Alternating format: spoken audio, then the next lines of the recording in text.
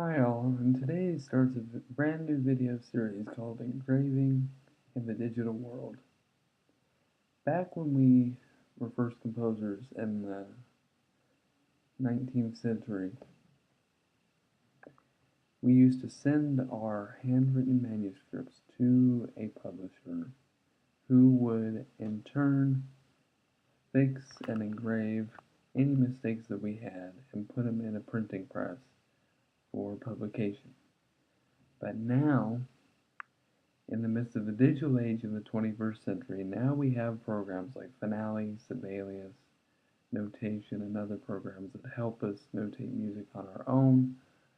And we also have the outlets of selling our notated music on outlets like Sheet Music Plus and Musician's Friend. So now it begs the question, how do we become digital engravers in the digital world?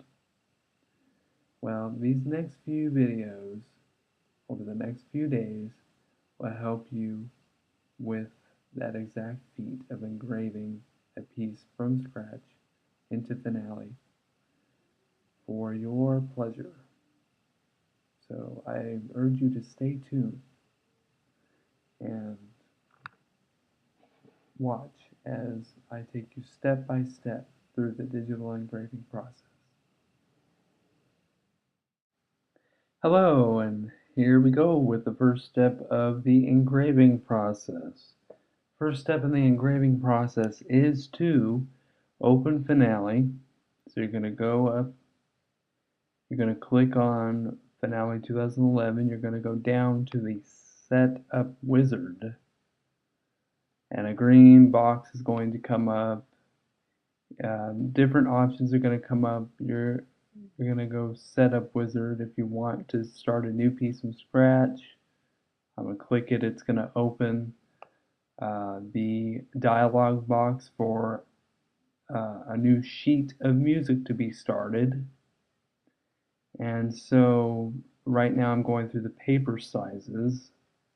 You can choose between 8.5 by 11, A1, A2, all the way down to concert, which is 9 by 12. But let's just say you want to cancel that, so you're going to cancel that, you're going to go back up to File menu, you're going to go to Setup Wizard, you're going to click it, and then you're going to go to Templates. This will bring up a folder full of the templates, from band templates to choir templates to church bell, handbell templates. All of those are essential templates for the beginning composer or engraver. You're going to click band templates. It's going to come up with a blank band piece already set up and with the title, composer, and other information that you're going to need to fill in, including the copyright, which is extremely important if you're copywriting this as your own project. So we're going to go down, we're going to type in, I'm just going to type in the words Galactic Challenges.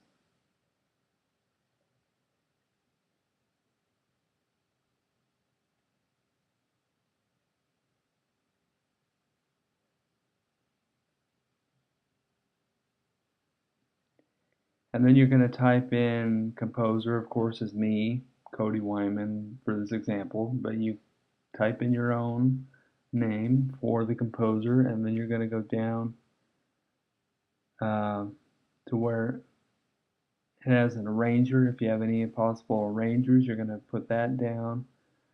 Go back up to subtitle if you want to put a subtitle in your little piece. I kind of like to make that to make them sound more substantial. This is like the first movement of this piece.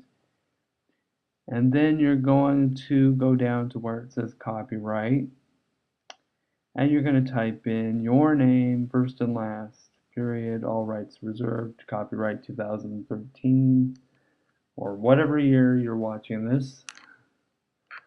And then you're going to click OK, or finish down at the bottom, or next, whatever Finale version you have, it may be different.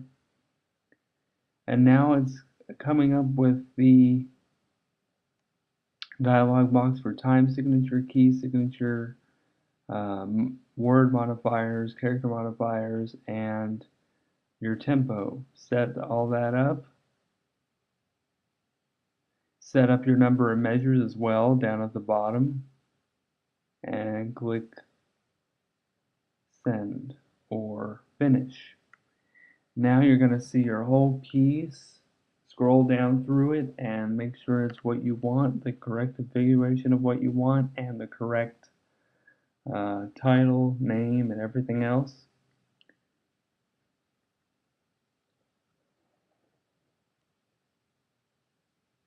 And then you're going to go to scroll view. This is highly recommended if you want to start nitpicking away at the details, because let me tell you, if you don't use it, you're going to end up putting the wrong effects in the wrong places, and it's just going to be hell for a lot of people to read. So you want to do scroll view, that way you can see exactly what's going on and the other person can see exactly what you've written on the finished product. So now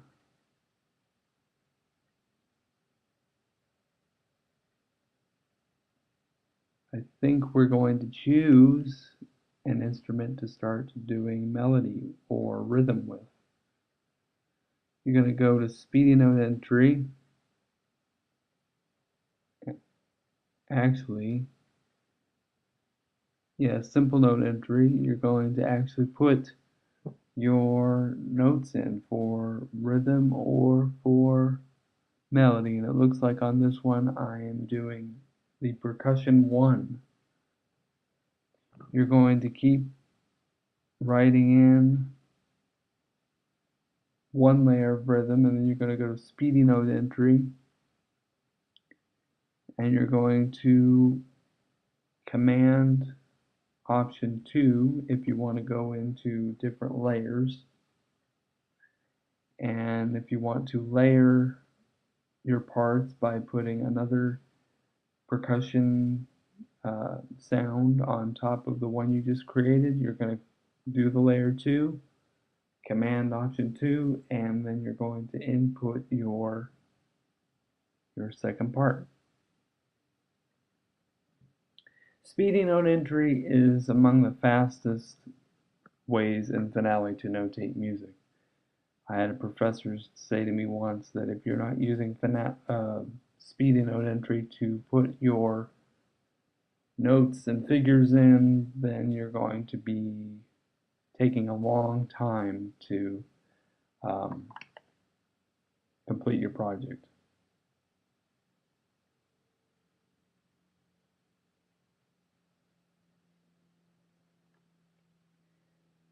And a fast way to input your music, if it's the same figure, you're just going to go Command C and Command X. And if you're doing tuplets in speedy note entry, it's also important to realize that you're going to have to go option and hit the number of whatever tuplet you want to assign. In this case, I chose the tuplet 3, which is triplet. So I go option 3, and the little 3 comes up in the display of the speedy note entry window on the right, and then you're able to put in by number what value notes are going to get the triplet. And if you want to continue this exact pattern for a couple measures, you can select the couple measures you have already written and then copy paste. Let's say you want to put a dynamic on there. You're going to go to the little MF circle at the top right of your screen. It looks like a little mezzo forte marking. It's going to come up with the dialogues and markings for dynamics. You're going to select a dynamic, just pick one, For this one, I'm going to pick mezzo forte for this percussion part, since it's the beginning of the piece. And then you're going to go ahead and play back what you have. If you want to actually make amends to that dynamic, you can always go back to what I call the MF tool, which is the dynamic placement tool, and change your dynamic if you want. Make it louder, softer, whatever you prefer. See, there's the box. I'm going to click mezzo piano and then play it back.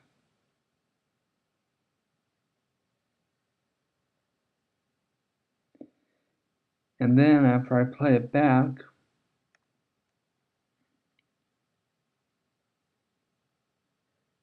I'm going to go ahead and click different tools. For instance, the Smart Shape Entry tool is good for putting little dots and effects like staccatos or slurs or any sort of engraver marks that you want to put on the score. That's what that's there for. You want to go back and change your markings in the dynamic tool and play it back, you're certainly welcome to do so. Also, for hairpin crescendos, you're going to go back to the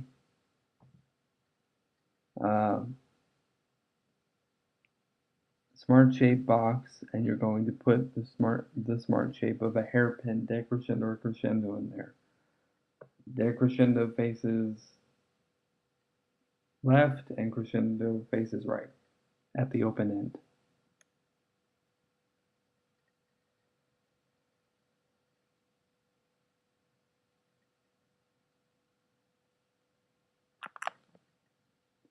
And now we're going to work on the timpani part, which basically I'm using simple note entry to go up and select the note. You click, there's one note that you click that's for simple entry, and then after that you have to go up and click the actual value notes that you're going to click into your timpani part.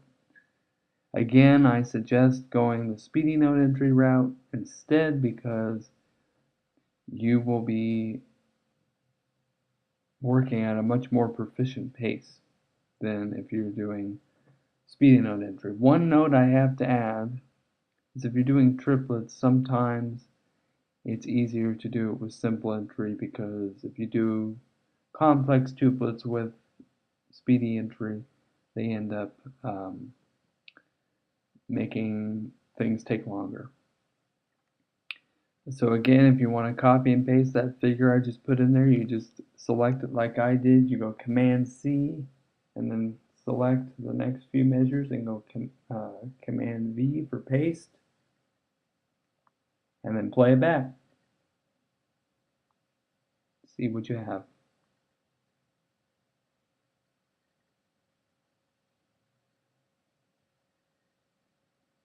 Right.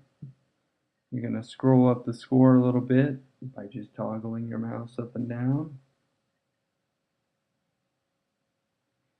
And you're going to see what you have. You have the two percussion parts.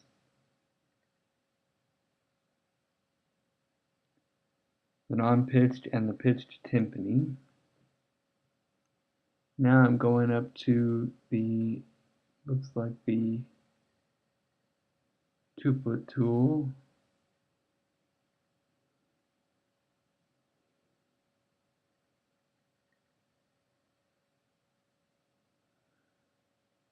And I'm going to actually put in other notes for the other percussion 2 and percussion 3 parts now. I put a whole note in by going to simple entry and clicking the whole note afterwards and putting it in the third measure.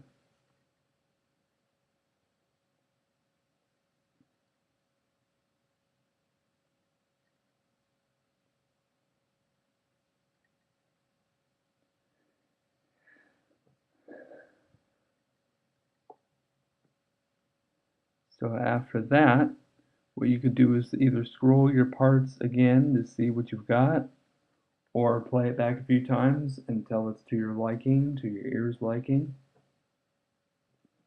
And then, let's see, you're going to go back. Let's say if you wanted to add a different symbol, that is an articulation symbol. You're going to go to the little button that looks like a whole note with an accent over it, and it's in your Smart Shape tool palette here. Either in your actually it's in your main tool palette. In your main tool palette, there's going to be the accent or the uh, articulation button. You're going to click that. It's going to have a whole bunch of articulations. You select whatever articulation you want. Double clicking on the articulation will assign it to the part in the score. If you click on its handles, you will be doing modifying it through the articulation modifier dialog box. And it's important throughout your twisting and critiquing articulations and dynamics and hairpins that you save your work.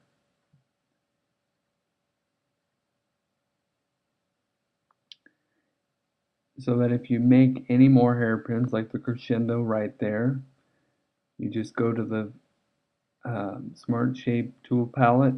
Looks like a engraver slur, and just go down to where it has the crescendo that looks like an accent, but it's actually a hairpin. You're going to click it and you're going to drag it out, and a red crescendo will come on there.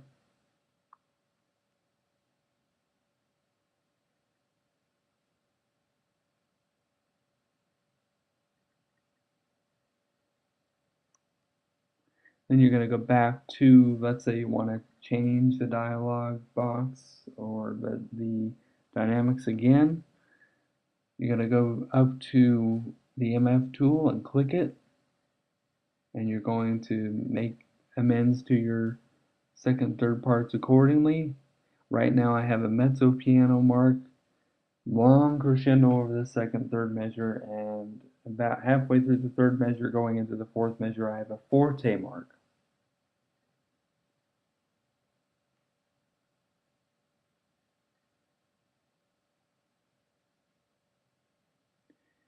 And that should be good. And on the last part, the percussion 3, I have a rolled instrument.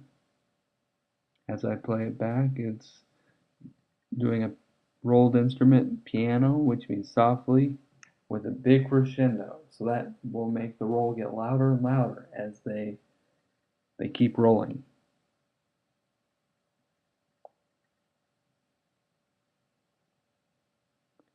And you can always click the piano marking like I just did and click delete. And go back into the dialog box for dynamics and click your dynamic. If you want a more subtle dynamic, what you're going to want to do is do something like SFZ, which basically means sforzato. The sforzato will make it go loud first with a loud bang, and then go softly and build up, hence the crescendo after the sforzato.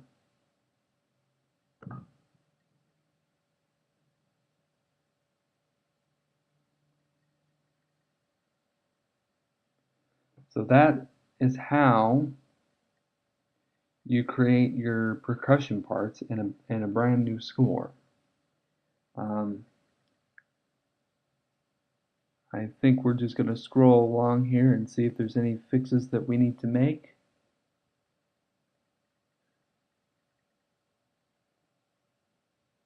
And if there's not, I think we're pretty much close to done.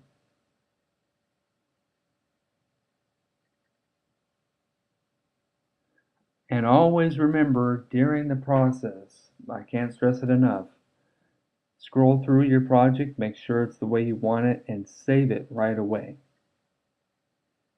Because if you don't save it and something happens to your work, you'd have to start all over. But it looks as though we're done and we're good to go. And that is how you start engraving percussion parts in Finale. And I hope that this video has been helpful to you, and I hope to see you in the next video. Bye.